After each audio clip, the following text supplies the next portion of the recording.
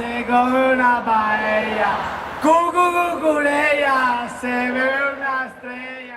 有人说，库库雷利亚之所以一直留着长发，是为了让患有自闭症的儿子可以在球场上更容易认出自己。这个故事很动人，但至少从库库雷利亚本人公开讲述的发型起源来看，这并不是最初的原因。他的长发出现的比儿子出生还要早。小时候参加比赛，所有孩子穿着相同的球衣，在一块远比他们想象中更大的球场上来回奔跑。库库雷利亚母亲为了能从看台上迅速找到儿子，便让他把头发留长。只要看到那团跟着身体一起晃动的卷发，他就知道儿子在哪里。后来，这头长发陪伴着库库雷利亚进入西班牙人青训，又走进了拉玛西亚。他陪着他离开巴塞罗那，加盟埃瓦尔、赫塔费和布莱顿，也陪着他在切尔西经历了嘘声、质疑和伤病。再后来，人们在欧洲杯决赛、世俱杯决赛和世界杯决赛中都看到了那个长发奔跑的身影。最初只是母亲在人群中辨认儿子的记号，最后却成为全世界辨认库库雷利亚的方式。但库库雷利亚真正值得讲的，并不只是这头头发，而是一个在巴萨得不到位置的球员如何在不断离开、不断改变之后，成为冠军球队需要的那块拼图。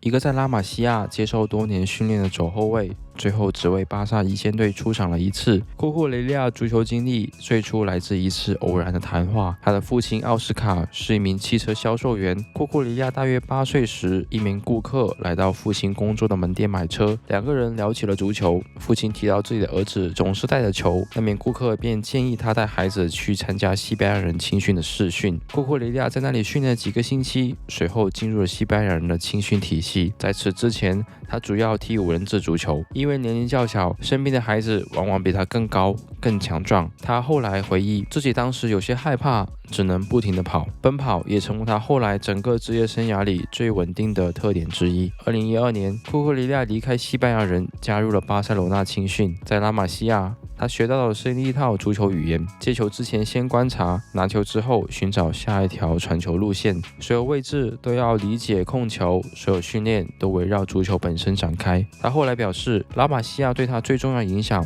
就是教会了他如何使用球。只是学会巴萨的足球，并不意味着一定能够进入巴萨的一线队。当时挡在左后卫位置上的是已经进入职业生涯成熟期的阿尔巴。阿尔巴拥有速度、技术以及与巴萨进攻体系高度契合的前插能力。相比之下，年轻的库库雷利亚虽然跑动积极，但还没有形成足够突出的比赛标签。2017年10月，国王杯对阵皇家穆尔西亚，库库雷利亚获得了替补出场的机会，那也是他唯一一次代表巴塞罗那一线队参加正式比赛。他从拉玛西亚一路来到一线队的门口，但那扇门只打开了一次。巴塞罗那给了他最初的足球教育，可真正让他成为职业球员的，却是离开巴萨之后遇到的环境。库库雷利亚离开巴萨后的第一个变化是他不再只是一名左后卫。2018年夏天，20岁的库库雷利亚被租借到埃瓦尔，这是一支与巴塞罗那完全不同的球队，没有大量的控球，没有每个位置都熟悉的传球路线，也没有长期把对手压在禁区周围的比赛环境。埃瓦尔需要的是压迫、对抗、第二点和不断重复的奔跑。他刚到球队时，并没有立刻成为主力，他的前4轮比赛中有3场坐在替补席上，但他没有因此降低训练的强度。很快，主教练门迪利巴尔发现他最适合的位置或许并不是传统的左后卫，所以教练把他的位置向前移动，让他在左路承担更多的压迫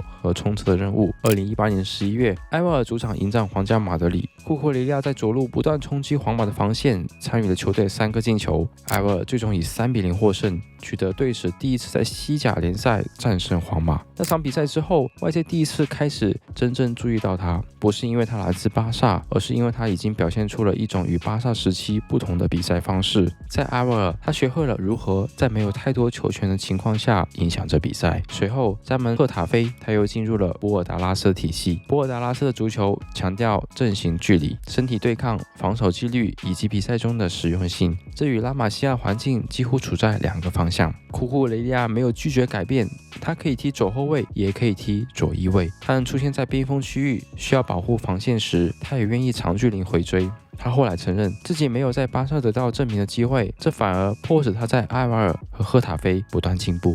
拉玛西亚教会他如何控球，阿马尔和赫塔菲则教会他如何在没有控球优势时生存。只是当时还很少有人想到，在这种不同体系中形成的适应能力会让他很快进入英超。库库雷利亚在英超只踢了1个赛季，切尔西就愿意为他支付6200万英镑的转会费。2021年，库库雷利亚从赫塔菲转会至布莱顿，离开熟悉的西班牙足球，对他而言并不是一个轻松的决定。他后来提到，如果自己从事的是其他工作，可能不会选择搬到英格兰，但足球是他的职业，家人只能跟着他不断改变生活。当时他最小的孩子出生还不到1个月，球场上的适应同样不容易，英超更快，身体对抗更直接，留给球员处理的时间也更短。他回忆自己参加第1场英超比赛是对阵布伦特福德，虽然布莱顿赢下了比赛，但他赛后依然非常沮丧，因为他认为自己踢得非常的差。于是他开始增加力量训练，也逼迫自己更快地完成判断。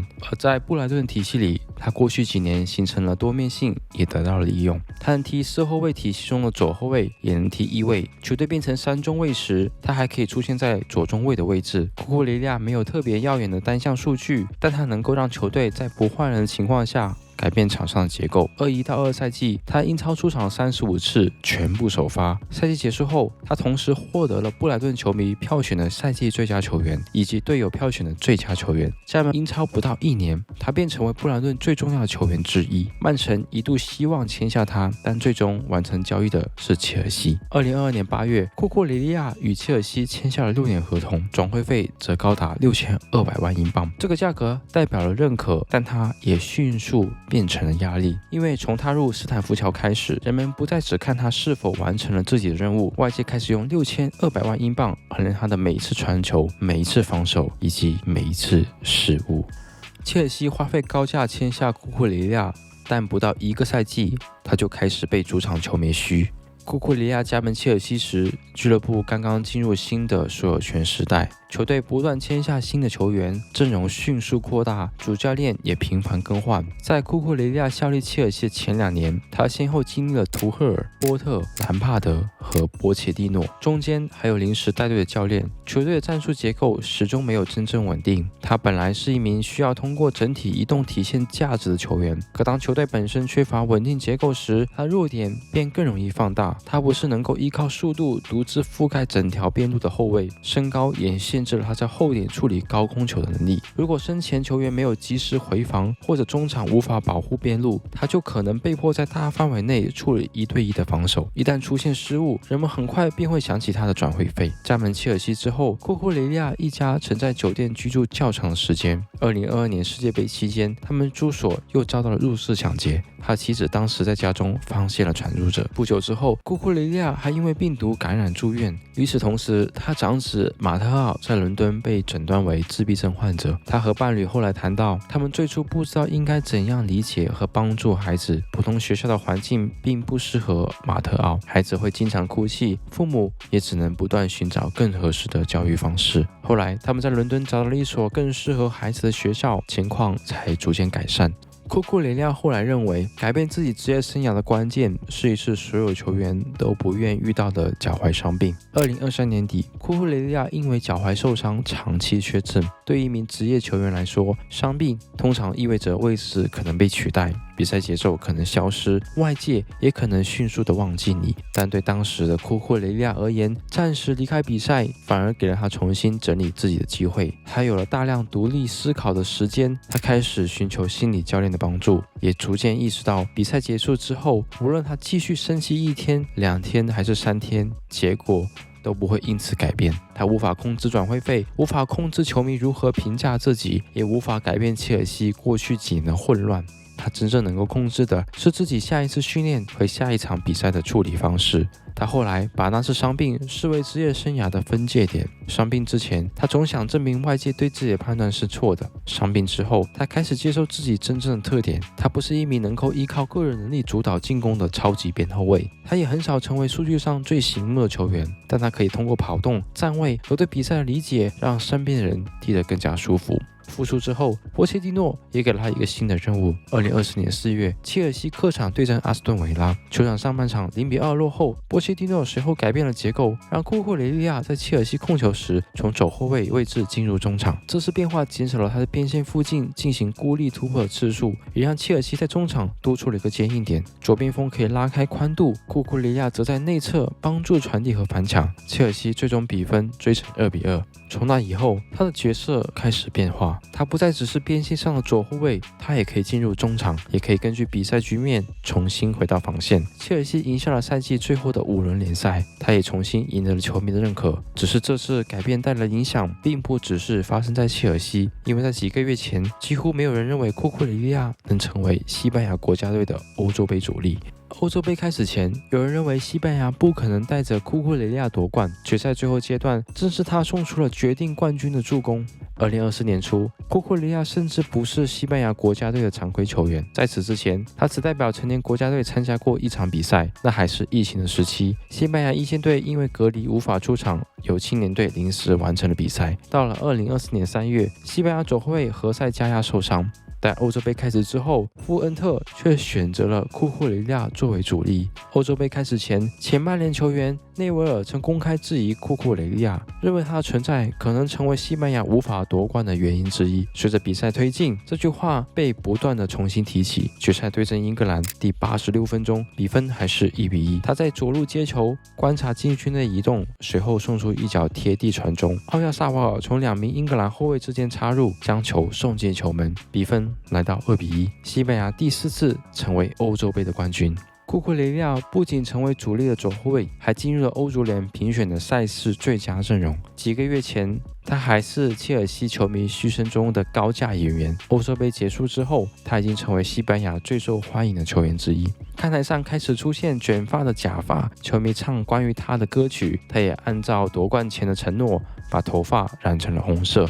没想到离开巴萨9年之后，他会以世界杯冠军的身份成为皇家马德里的球员。2026年世界杯，库库雷利亚已经不再是西班牙阵容中的意外人选。2年前的欧洲杯让他证明自己能够适应大赛，这一次他直接成为德兰富恩特防线中最稳定的成员之一。整个世界杯期间，库库雷利亚踢满了西班牙全部的750分钟，他送出2次助攻，帮助球队完成7场零封。从小组赛到淘汰赛，他没有缺席任何1分钟。半决赛面对法国，他所在的左路需要应对速度和个人力都非常突出的进攻球员。补时阶段，库库雷利亚还完成了1次关键防守，阻止姆巴佩获得射门机会。而西班牙也时隔16年再次进入世界杯决赛，决赛对手是阿根廷。90分钟内，2支球队都没有进球。比赛进入加时赛，第106分钟，托雷斯完成制胜进球。西班牙1-0战胜了阿根廷，第2次赢得世界杯冠军，而库库雷利亚再次踢满全场。2024年，他是欧洲杯的冠军；2025年，他随切尔西赢得了欧协联和世俱杯冠军。到了2026年，他又成为了世界杯冠军，并正式加盟皇家马德里。回过头看，库库雷利亚没有在巴萨成为主力，也没有一直生活在熟悉的西班牙足球体系里。他先后去了埃瓦尔、赫塔菲、布莱顿和切尔西。每到一个新的俱乐部，他都要学习新的战术。在拉瓦西亚，他学习了控球；在埃瓦尔，他学习了奔跑和战术压迫；在赫塔菲，他学习了对抗和防守纪律；在布莱顿，他学习了英超节奏以及不同位置之间的切换。再到了切尔西，他又经历了价格、舆论和混乱带来的压力。但这些变化并没有让他失去原本的特点，反而让他成为一名很难被单一位置定义的左路球员。这就是库库雷利亚的故事。如果故事让你更加了解他，请点赞分享。这里是节目，那我们下个人物故事再和大家见面，拜拜。